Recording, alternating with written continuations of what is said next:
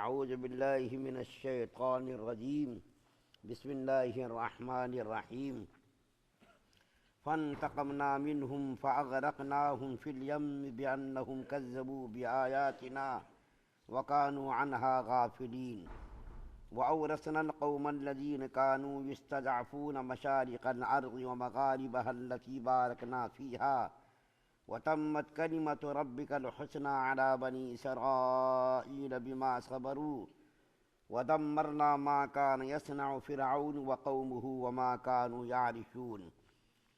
نتیجہ یہ ہوا کہ ہم نے ان سے بدلہ لیا اور انہیں سمندر میں غرق کر دیا، کیونکہ انہوں نے ہماری نشانیوں کو جھٹلایا تھا اور ان سے بالکل بے پرواہ ہو گئے تھے، اور جن لوگوں کو کمزور سمجھا جاتا تھا ہم نے انہیں اس سرزمین کے مشرق و مغرب کا وارث بنا دیا جس پر ہم نے برکتیں نازل کی تھیں، اور بنی اسرائیل کے حق میں تمہارے رب کا کلمہ خیر پورا ہوا کیونکہ انہوں نے صبر سے کام لیا تھا، اور فرعون اور اس کی قوم جو کچھ بناتی چڑھاتی رہی تھی اس سب کو ہم نے ملیا میٹ کر دیا۔ سورہ اعراف کی 136 اور 137 نمبر کی دو آیتیں آپ کے سامنے پڑھی گئی ہیں۔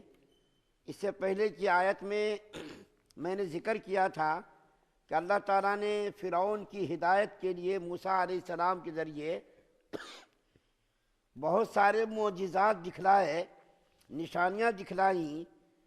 اس کے باوجود جب فرعون مسلمان نہیں ہوا، اس کی قوم مسلمان نہیں ہوئی، تو اللہ تعالیٰ نے اس کے اوپر مختلف قسم کے عذابات بھیجے۔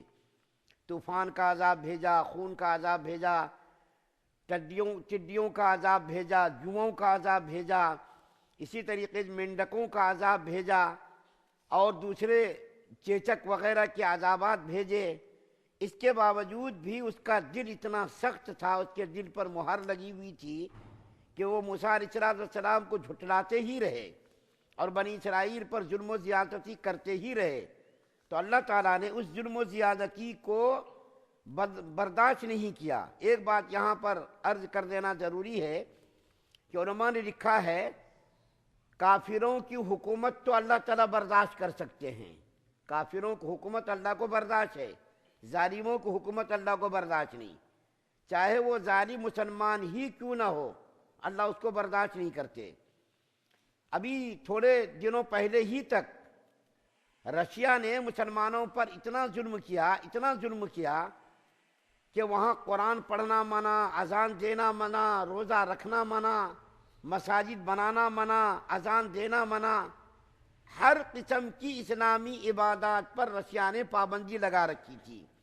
یہاں تک کہ گھر گھر جاسوس چھوڑ رکھے تھے، بیوی کے اوپر شوہر کو، شوہر کے اوپر بیوی کو، اس طریقے کی جاسوسی اور مخبری وہاں کی حکومت کر رہی تھی۔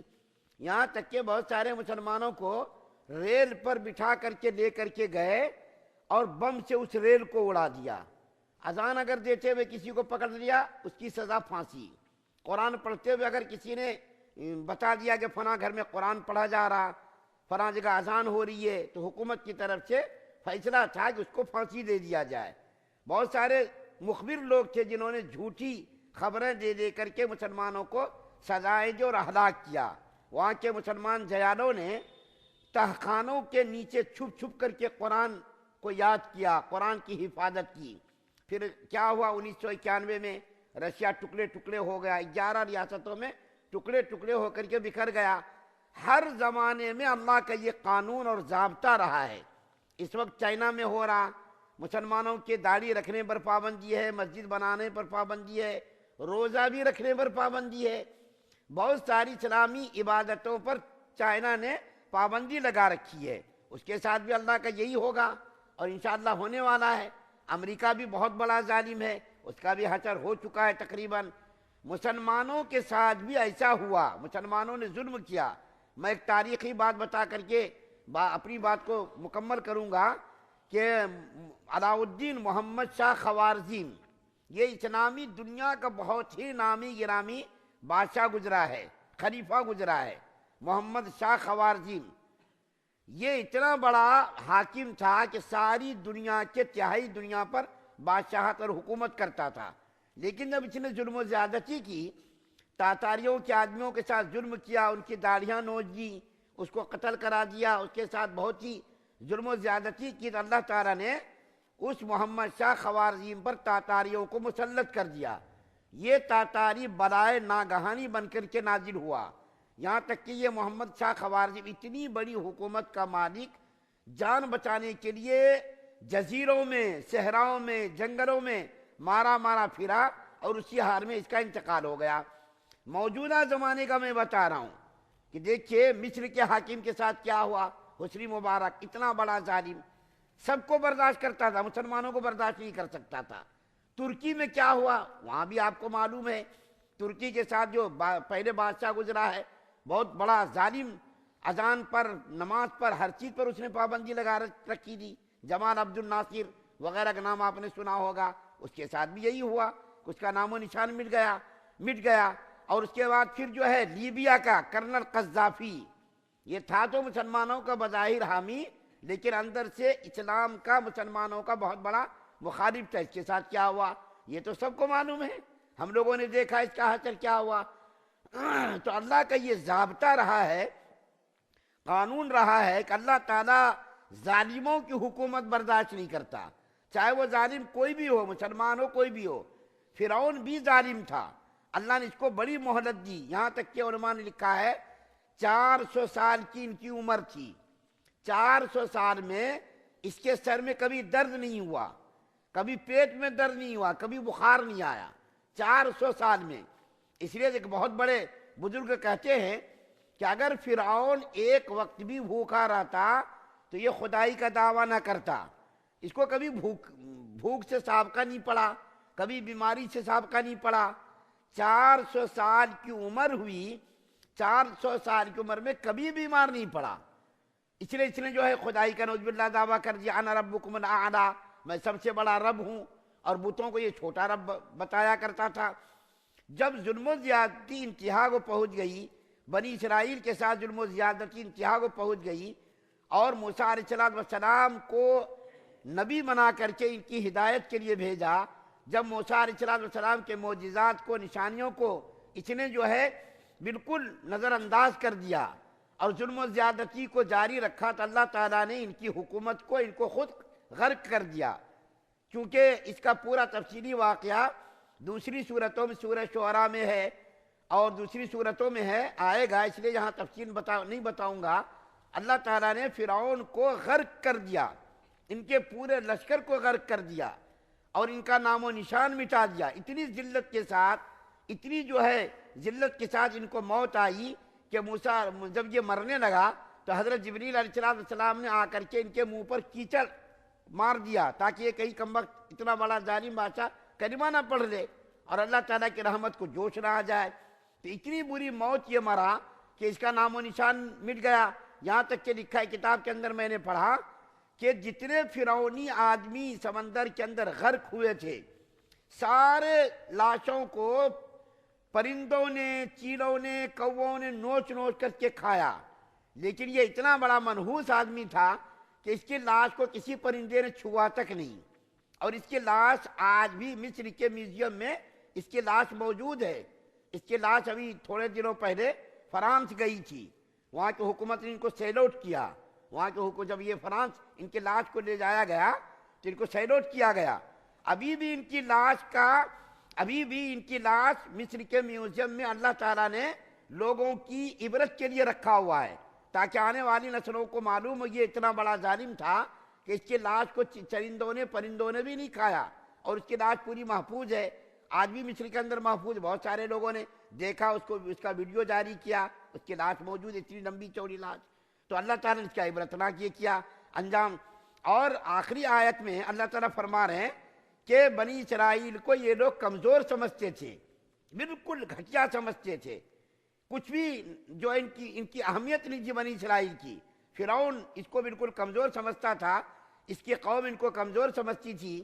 اللہ تعالیٰ نے اسی کمزور قوم کو مصر کا حاکم بنایا، اور شام جو ان کا آبائی وطن تھا، ان کے آباء و اجداد کا وطن تھا، شام کا بھی ان کو بنی اسرائیل کو مالک بنایا، اس زمین کا وارث بنایا۔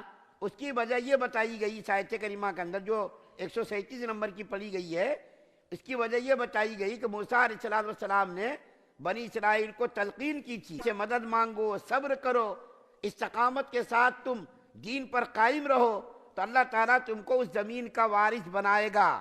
تو اللہ تعالیٰ کیا فرما رہے ہیں؟ اللہ تعالیٰ کا وعدہ پورا ہوا۔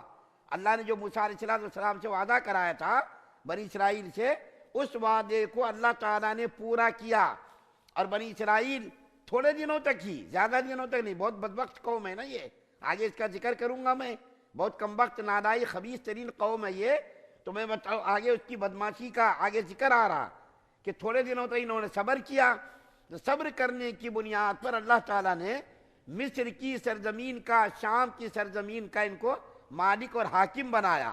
اگر یہ اسی طریقے سے ہمیشہ قائم رہتے تو اللہ تعالیٰ ہو سکتا بعد میں بھی اس کو حاکم اور وارث بناتے، لیکن یہ کم وقت لوگ تھوڑے دنوں تک تو موسیٰ علیہ السلام کی تعلیمات پر عمل پیرا رہے، اس کے بعد پھر اپنی فطرت پر آ گئے، بدماشی کرنا شروع اس نے کر دی۔ تو اللہ تعالیٰ فرما رہے کہ اس نے صبر کیا۔ صبر جو ہے، میں نے پہلے بھی عرض کیا، صبر جو ہے کامیابی کی کنجی ہے۔